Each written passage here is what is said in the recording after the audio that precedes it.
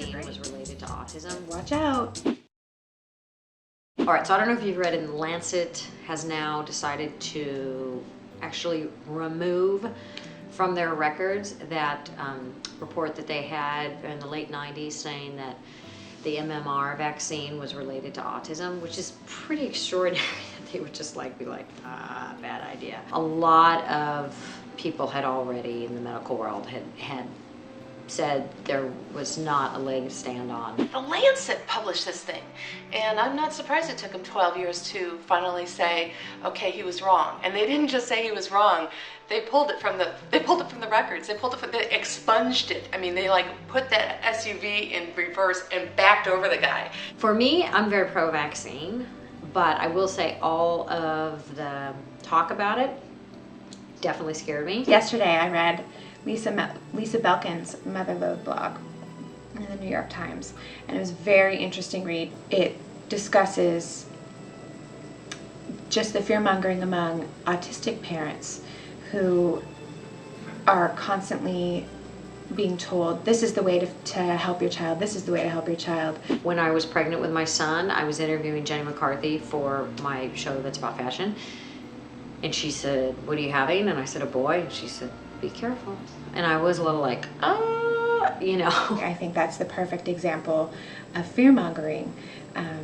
You know, she should have told you, congratulations, boys are great. She shouldn't have said, watch out, because I know, having been pregnant with 2 children, every fear goes through your mind about what could possibly happen to your children daily. And the fact that she gave you something else to worry about, and it's just really kind of disgusting to me. I feel horrible that she did that and planted a little seed of doubt and worry in your already, completely freaked out pregnant parent mind. To be focused on such a huge emotional touch point, and actually public health touch point for so many parents and children. I mean, you're talking about lifelong repercussions, and I'm going to in all directions, because if you don't vaccinate your children, you leave them open to contracting these diseases and then passing them on to other children who have also not gotten vaccination for whatever reasons. Of course, I could totally understand if somebody has an autistic child or any kind of sick child or special needs kid that you want to try to figure out, oh, how did this happen? How can we control it? Let's try to bring some order to this that's going on, so I get it. I don't fault anybody one way or the other. When you have something wrong with your child's health, a lot of parents need to cling to somebody to blame.